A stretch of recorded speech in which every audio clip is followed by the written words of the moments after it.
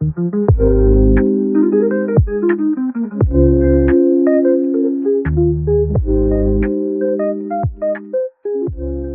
medula ela faz parte do sistema nervoso central nos 2/3 superiores do canal vertebral. A medula, seu nome, ele vai corresponder ao miolo, então ela vai estar dentro do canal vertebral, mas sem ocupá-lo totalmente. Isso porque ela vai terminar no nível da segunda vértebra lombar. Ela vai ter um tamanho de 45 centímetros no homem adulto, todavia nas mulheres ela vai ter um tamanho menor. Seus limites superiores, o limite superior na verdade, ele vai ser o forame magno, sendo que ela vai ser contínua com o tronco encefálico, e o limite inferior é o disco intervertebral entre a primeira vértebra lombar e a segunda vértebra lombar nos adultos. Ela tem um formato cilíndrico, ela é ligeiramente achatada no diâmetro anteroposterior e no corte transversal ela vai ser circular a oval com um canal central. Sobre os componentes, ela vai ter um cone medular na sua extremidade distal, exatamente por ter esse formato cônico, e o filamento terminal, que é o filamento de tecido conjuntivo que vai ser derivado da pia mater e vai ser contínuo com o ápice do cone medular. Em seu comprimento, a medula ela vai ter duas dilatações, a intumescência cervical, que a gente vai ter a presença do plexo braquial, que vai inervar os membros superiores, e a gente tem a intumescência lombosacral, que a gente vai ter a presença do plexo lombosacral, que vai inervar os membros inferiores. Bem, na superfície externa da medula, ela vai ser marcada tanto por fissuras quanto por sulcos. E aqui em 1 a gente tem a presença da fissura posterolateral. Em 2 a gente tem a presença da fissura posteromedial, sendo que essa fissura vai ter uma característica de que ela só vai estar presente nos segmentos cervicais e torácicos superiores da medula. Em 3 a gente vai ter o sulco mediano posterior. Em 4 a fissura anterolateral e em 5 o sulco mediano anterior. Sobre os segmentos da medula, ela vai ter 31 segmentos, sendo eles 8 cervicais, 12 torácicos, 5 lombares, 5 sacrais e 1 coxígeo. Na verdade, quando a gente trata da coluna vertebral, a gente tem 7 vértebras cervicais. No caso da medula, o primeiro segmento cervical ele vai se posicionar acima da primeira vértebra cervical, o que vai dar essa ausência da equivalência dos segmentos. Então, cada segmento ele vai se conectar a um par de nervos espinais, e os nervos espinais vão se ligar à medula por raízes posteriores e raízes anteriores, como a gente consegue ver na imagem. No adulto, a medula espinal não ocupa todo o canal vertebral, pois termina aproximadamente no nível da segunda vértebra lombar. Abaixo desse ponto, o canal vertebral contém apenas as meninges e as raízes nervosas dos últimos nervos espinhais. Essas raízes se organizam em torno do cone medular e do filamento terminal, formando o feixe chamado cauda equina por sua semelhança com uma cauda de cavalo. Essa diferença de comprimento entre a medula e o canal vertebral ocorre porque a medula e a coluna vertebral crescem em ritmos diferentes durante o desenvolvimento. Até o 4º mês de vida intrauterina, ambos crescem de forma proporcional, e a medula ocupa todo o comprimento do canal vertebral. Nesse estágio, os nervos espinhais saem horizontalmente pelos forames intervertebrais, formando quase um ângulo reto com a medula. A partir do 4º mês, a coluna vertebral cresce mais rapidamente, especialmente sua porção inferior. Com as raízes nervosas precisam manter suas conexões com os forames intervertebrais correspondentes, elas acabam se alongando e passando a sair em um ângulo mais oblíquo em relação à medula. Esse alongamento é mais evidente nas regiões inferiores, dando origem à cauda equina. Como consequência desse crescimento desigual, os segmentos medulares deixam de corresponder exatamente às vértebras do mesmo nome. Então, para isso, existe uma regra prática para estimar essa correspondência. Entre as vértebras, a segunda vértebra cervical e a 10ª vértebra torácica, soma-se 2 ao número do processo espinhoso da vértebra para encontrar o segmento medular subjacente. Processos espinhosos das vértebras T11 e T12 correspondem aos 5 segmentos lombares. O processo espinhoso da vértebra L1 corresponde aos 5 segmentos sacrais. E embora essa regra não seja exata, principalmente nas vértebras próximas de C2, ela é bastante útil na prática clínica. A substância cinzenta é a porção interna da medula, então ela vai ser composta por corpos celulares dispostos em colunas longitudinais ao longo da medula que em corte transversal ficam no formato de um H em regiões centrais medulares. No centro das substâncias cinzentas localiza-se o canal central da medula, ou canal do epêndima, resquício da luz do tubo neural do embrião. Entre a fissura mediana anterior e a substância cinzenta localiza-se a comissura branca, local de cruzamento de fibras. A substância cinzenta contém corpos celulares neuronais e seus dendritos, juntamente com axônios e neuróglia central. Grupos funcionalmente relacionados de corpos celulares de neurônios presentes na substância cinzenta são denominados núcleos, e as sinapses correspondem apenas à substância cinzenta. A substância cinzenta se divide em cornos. A coluna anterior, motora ou ventral, que vai estar aqui em rosa, Ela vai se distinguir em cabeça e base, sendo esta última contínua com a substância cinzenta intermédia lateral em verde. A coluna posterior, sensitiva ou dorsal. Na coluna posterior, de frente para trás, observam-se a base, pescoço e ápice. No ápice da coluna posterior, existe uma área especial chamada substância gelatinosa, formada por tecido nervoso translúcido, rico em células da neuróglia e pequenos neurônios. Essa região tem importante papel na modulação das informações sensitivas, especialmente na condução da dor, e lembrando que a coluna posterior vai estar aqui em roxo. A substância cinzenta intermédia pode ser subdividida em partes: intermédia central, mais próxima da linha média, intermédia lateral, localizada mais para o lado. A chamada coluna lateral é, portanto, considerada parte da substância cinzenta intermédia lateral, entretanto, só aparece na medula torácica e parte da medula lombar. Sobre os neurônios motores, os corpos celulares dos neurônios motores estão localizados no corno anterior da substância cinzenta. São eferentes, levam comandos do sistema nervoso central para os músculos. O axônio do neurônio motor sai da medula pela raiz anterior, vai unir-se à raiz posterior, que é sensitiva, formando o nervo espinal. O nervo espinal segue até o músculo estriado esquelético, e perto do músculo, o axônio se ramifica em várias terminações e forma junções neuromusculares, onde o impulso nervoso estimula a contração da fibra muscular. Na substância cinzenta, nós temos a presença de neurônios de axônio curto, que são também chamados de tipo 2 de Golgi. Eles vão ser bem pequenos e também podem ser chamados de neurônios internunciais. Permanecem sempre na substância cinzenta e têm prolongamentos que se ramificam próximo ao corpo celular, fazendo conexão entre as fibras aferentes. Há fibras que chegam à medula trazendo impulsos do encéfalo e terminam nesses neurônios. Eles ligam neurônios sensoriais aos motores e, dessa forma, são importantes nos arcos reflexos. Sobre as células de Henschel, é um neurônio internuncial. Os impulsos que vêm dessas células inibem os neurônios motores. Antes que os axônios dos neurônios motores deixem a medula, eles emitem um ramo colateral recorrente, que volta e estabelece sinapse com uma célula de Henschel. Ela faz sinapse com o neurônio motor que emitiu o colateral com um neurotransmissor inibitório. Assim, os impulsos nervosos que saem pelos neurônios motores podem inibir a si mesmos, através do ramo colateral recorrente e a célula de Henschel. Na substância cinzenta, a gente tem o corno anterior, como já foi descrito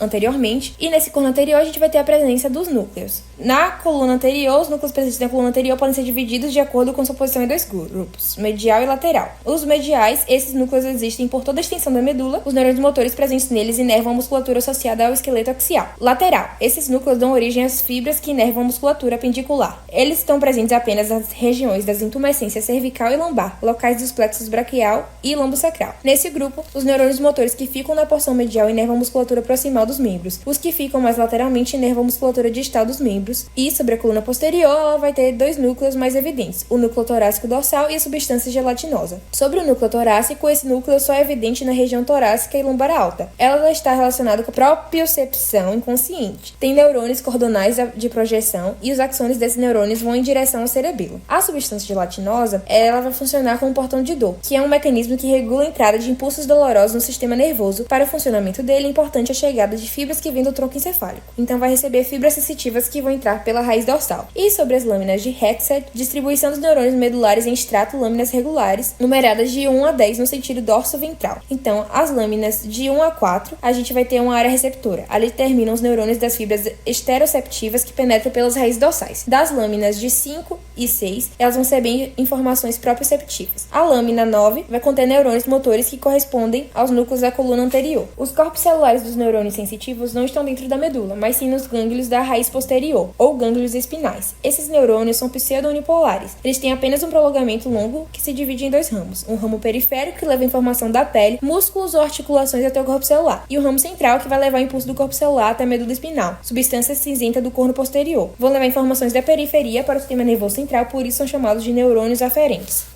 A substância branca é a parte externa da medula e ela vai ser composta por axônios que formam tratos ou feixes que sobem ou descem para diferentes níveis da medula ou trazendo e levando informação do encéfalo. A substância branca é formada por fibras, a maior parte delas mielínicas, que sobem e descem na medula e podem ser agrupadas de cada lado em 3 funículos ou cordões. O funículo anterior, que vai ser situado entre a fissura mediana anterior e o sulco lateral anterior. O funículo lateral, que vai estar situado entre os sulcos lateral anterior e lateral posterior. Funículo posterior, que vai estar localizado entre o sulco lateral posterior e o sulco mediano posterior, este último ligado à substância cinzenta pelo septo mediano posterior. Na parte cervical da medula, o funículo posterior é dividido pelo sulco intermédio posterior em fascículo grácil e fascículo cuneiforme. Aqui a gente vê essa divisão na porção rosa, a gente vê uma divisão no meio que vai estar dividindo o cuneiforme do grácil. Também temos neurônios de axônio longo, também chamados de tipo 1 de Golgi. Sobre os radiculares, vão ser axônios muito longos que saem da medula para formar a raiz ventral. Os viscerais são neurônios pré-ganglionares do sistema nervoso autônomo que têm seus corpos localizados na substância cinzenta intermédia lateral, de T1 a L2, simpático, ou de S2 a S4, parasimpático. Se destinam à inervação de músculos lisos, cardíacos ou glândulas. Os somáticos se destinam à inervação dos músculos estriados esqueléticos. O corpo celular desses neurônios fica na coluna anterior. Eles podem ser chamados de neurônios motores inferiores. Neles nós temos subdivisões, então a gente tem o alfa, que são neurônios somáticos muito grandes. Essas fibras nervosas se ramificam muitas vezes depois de entrar no músculo e inervam as grandes fibras musculares esqueléticas. A estimulação de uma única fibra nervosa alfa vai citar de 3 a várias centenas de fibras musculares esqueléticas. Nós também temos outra subdivisão, que é a porção gama, e são neurônios somáticos menores, com cerca da metade do tamanho dos neurônios radiculares somáticos alfa. E com axônios mais finos, inervam fibras intrafusais, função importante para manter o controle do tônus muscular básico. Temos também os cordonais, são axônios que sobem ou descem pela substância branca da medula. Eles têm também uma subdivisão, tem os de projeção e de associação. Os de projeção, o axônio ascendente longo, que vai sair da medula por vias ascendentes. De associação, o axônio com ramos ascendentes e descendentes vão interligar diferentes segmentos medulares. Envoltórios da medula espinal. Os envoltórios da medula espinal são estruturas que protegem e sustentam o tecido nervoso. Assim como no encéfalo, a medula é envolvida por 3 membranas chamadas meninges, a dura mater, a aracnoide e a pia mater. Entre essas camadas existem espaços importantes que contêm sangue, líquido cerebroespinal e tecido conjuntivo. O envoltório mais externo é a dura mater espinal. Ela é uma membrana resistente, formada principalmente por fibras colágenas, o que garante firmeza e proteção mecânica à medula. Diferente da dura mater craniana, a dura mater espinal não está aderida ao osso, havendo um espaço entre ela e as vértebras, chamado espaço epidural. Aracnoide. A aracnoide espinal é a camada intermediária das meninges. Ela é uma membrana bem fina e sem vasos sanguíneos, que fica logo abaixo da dura mater. Entre a dura e a aracnoide, existe o chamado espaço subdural, que normalmente é apenas um espaço potencial, ou seja, não está aberto. Abaixo da aracnoide, encontramos o espaço subaracnoide, onde circula o líquido cerebroespinal. Esse líquido é responsável por proteger e nutrir a medula espinal, funcionando como uma espécie de amortecedor. A aracnoide também possui pequenas trabéculas que se ligam à pia mater, mantendo a medula suspensa dentro desses espaços cheios de líquor. No geral, ela tem uma função muito importante de proteção e de controle da circulação desse líquido. Pia mater. A pia mater é a camada mais interna das meninges, bem fina, mas muito rica em vasos sanguíneos. Ela fica totalmente aderida à superfície da medula espinal, acompanhando todos os sulcos e as raízes nervosas. A pia mater forma pequenas extensões laterais chamadas ligamentos denticulados, que fixam a medula à dura mater, mantendo-a centralizada dentro do canal vertebral. No final da medula, ela continua como um filamento bem fino, chamado filamento terminal, que prende a medula ao cóccix. Além de proteger, a pia mater também ajuda a nutrir o tecido nervoso da medula. Clinicamente, ela é importante porque as alterações ou aderências anormais dessa camada podem causar a chamada síndrome da medula presa, uma condição que pode provocar dor lombar, fraqueza nas pernas e até alterações na sensibilidade. Vascularização. Artéria espinal anterior. A artéria espinal anterior é uma artéria única e longitudinal, que se origina a partir das artérias vertebrais. Ela desce acompanhando a fissura mediana anterior da medula espinal. Essa artéria é muito importante porque percorre quase todo o comprimento da medula, garantindo a irrigação da sua porção anterior. A partir dela, surgem pequenos ramos chamados artérias do sulco, que penetram na medula para nutrir o seu interior. Artérias do sulco. As artérias do sulco partem da artéria espinal anterior e entram pela fissura mediana da medula espinal. Elas são responsáveis por irrigar aproximadamente 2/3 anteriores do corte transversal da medula. Isso inclui grande parte das regiões motoras que controlam os movimentos do corpo. Artérias espinais posteriores, direita e esquerda. Além da artéria espinal anterior, também temos as artérias espinais posteriores, geralmente uma à direita e outra à esquerda. Elas descem longitudinalmente ao longo da parte posterior da medula espinal e irrigam o terço posterior do corte transversal. Essa porção é mais relacionada às vias sensitivas, responsáveis por levar informações do corpo até o sistema nervoso central. Artérias segmentares medulares. As artérias segmentares medulares ajudam a reforçar a irrigação da medula ao longo do seu trajeto. Elas se originam de ramos espinais de várias artérias, como as cervicais ascendentes, cervicais profundas, vertebrais, intercostais posteriores e lombares. Essas artérias são mais encontradas na intumescência cervical e lombosacral, que são regiões onde a medula é mais espessa por controlar os membros superiores e inferiores. Canais venosos longitudinais. Além das artérias, a medula também possui um sistema venoso de drenagem. Esses canais venosos longitudinais formam o chamado plexo vertebral extradural, que fica ao redor da medula. Eles se comunicam tanto com veias sistêmicas maiores quanto com veias intracranianas, ajudando a manter a circulação sanguínea equilibrada dentro do canal vertebral. Como podemos ver na imagem, em azul estão os tratos ascendentes, ou seja, aqueles que levam informações sensoriais para o cérebro. E em vermelho estão os tratos descendentes, ou seja, aqueles que trazem informações do cérebro para as extremidades. A medula espinal possui diversos tratos e fascículos, que são conjuntos de fibras nervosas responsáveis por levar informações entre o cérebro e o corpo. Esses tratos se dividem em dois grandes grupos: as vias descendentes, que vão do cérebro para a medula, controlando os movimentos, e as vias ascendentes, que vão da medula para o cérebro, levando as informações sensoriais. Antigamente, se usava classificação em sistema piramidal e extrapiramidal, mas hoje essa divisão caiu em desuso. A classificação moderna separa as vias em dois sistemas: o sistema lateral e o sistema medial. Sistema lateral, vias descendentes. O sistema lateral é responsável principalmente pelos movimentos voluntários finos, como os das mãos e dedos. O principal trato desse sistema é o trato córtico-espinal lateral, que tem origem no córtex cerebral. Ele cruza para o lado oposto no bulbo, na chamada decussação das pirâmides, e por isso o controle dos movimentos é contralateral. Outro trato importante é o trato rubro-espinal, que se origina no núcleo rubro no mesencéfalo. Ele auxilia na coordenação e nos movimentos finos dos membros, mas é pouco desenvolvido em humanos. Sistema medial, vias descendentes. O sistema medial está relacionado à postura e aos movimentos automáticos do corpo. Ele inclui o trato córtico-espinal anterior, que também vem do córtex, mas cruza mais abaixo e controla músculos do lado oposto. O trato teto-espinal vem do colículo superior e está envolvido com reflexos visuais, ajudando o corpo a reagir a estímulos luminosos ou movimentos rápidos. Os tratos vestíbulo-espinais se originam nos núcleos vestibulares e ajudam a manter o equilíbrio e a postura. Já os tratos retículo-espinais, que podem ser pontinos ou bulbares, vêm da formação reticular. O trato pontino ativa os músculos extensores das pernas, contribuindo para a postura ereta, enquanto o trato bulbar tem o efeito oposto, promovendo o relaxamento muscular. Vias ascendentes sensitivas. Agora, falando das vias ascendentes, que levam informação da medula para o cérebro, essas vias conduzem sensações como tato, dor, temperatura e posição do corpo. Elas entram pela raiz dorsal dos nervos espinais e, ao penetrar na medula, se dividem em ramos que podem fazer sinapse com diferentes neurônios. De forma geral, essas vias se organizam em 3 regiões chamadas de funículos: o anterior, o posterior e o lateral. Funículo anterior. No funículo anterior, encontramos o trato espinotalâmico anterior, que conduz pressão e tato leve, também chamado de tato grosseiro. As suas fibras cruzam para o lado oposto na medula, levando essas informações até o tálamo e depois ao córtex cerebral. O funículo posterior é responsável pelas sensações mais delicadas e pela propriocepção consciente. Ele é formado por 2 fascículos: o fascículo grácil, que leva informações dos membros inferiores e da parte inferior do tronco, e o fascículo cuneiforme, que conduz informações dos membros superiores e da parte superior do tronco. Por fim, no funículo lateral, temos 3 tratos importantes: o trato espinotalâmico lateral, que conduz dor e temperatura, e suas fibras cruzam para o lado oposto. Lesões nesse trato causam perda dessa sensibilidade no lado oposto do corpo. O trato espinocerebelar posterior leva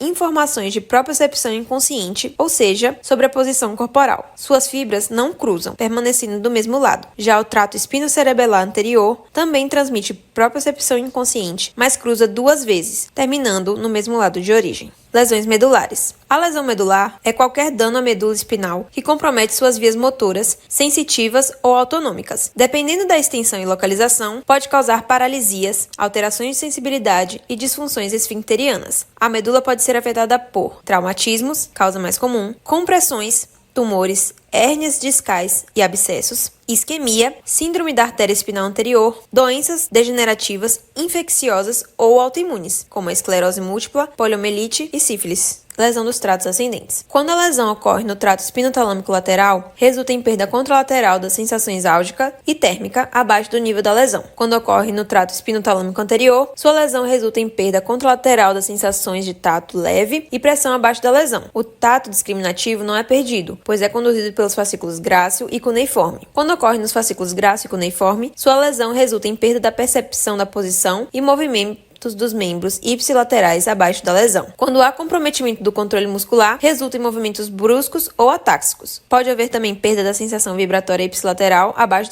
do nível da lesão, ou também perda da discriminação tátil no lado da lesão. Lesão dos tratos descendentes. Quando a lesão é restrita aos tratos córtico-espinais, ou seja, piramidais, sua lesão resulta em perda dos movimentos voluntários que exigem habilidade fina, especialmente na extremidade distal dos membros. Quando a lesão de outros tratos descendentes, ou seja, extrapiramidais, sua lesão resulta em paralisia grave com pouca ou nenhuma atrofia muscular, podendo resultar em espasticidade ou hipertonicidade muscular em membro inferior em extensão e superior em flexão. Síndromes clínicas. Primeira síndrome, choque medular. Ocorre imediatamente após a lesão aguda grave da medula espinal. Ocorre perda súbita das influências supraespinais sobre os reflexos medulares. O quadro clínico. A paralisia flácida e a reflexia abaixo dos níveis da lesão, perda completa de todas as modalidades sensitivas, hipotensão, ou seja, perda do tônus simpático, e reflexo anal ausente. Segunda síndrome, síndrome medular anterior. A sua causa é a isquemia ou oclusão da artéria espinal anterior, geralmente por trauma. Sua manifestação clínica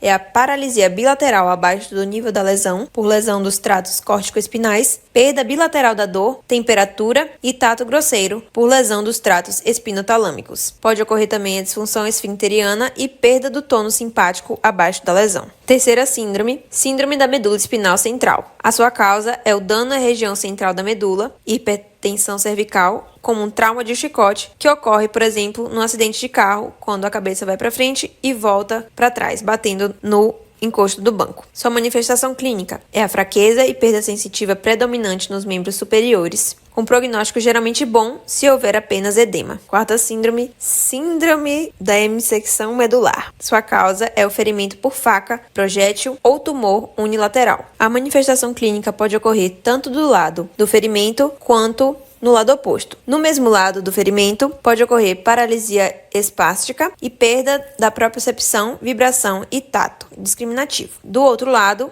pode haver perda da dor e temperatura. Quinta síndrome, siringomielia. A causa é a cavitação anômala do canal central, que pode ser congênita ou adquirida na região cervical. A manifestação clínica é a perda bilateral de dor e temperatura em padrão em Charlie, ou seja, nos ombros e braços, fraqueza ou atrofia dos músculos das mãos e a preservação do tato fino e propriocepção. Última síndrome, tabes dorsalis. A sua causa é por sífilis, provoca destruição seletiva das fibras nervosas no ponto de entrada da raiz posterior na medula espinal, afetando particularmente as regiões torácica inferior e lombosacral. Sua manifestação clínica consiste em dores lancinantes, ataxia dos membros inferiores, hipotonia e perda dos reflexos tendíneos e perda da propriocepção consciente. Aqui estão as nossas referências.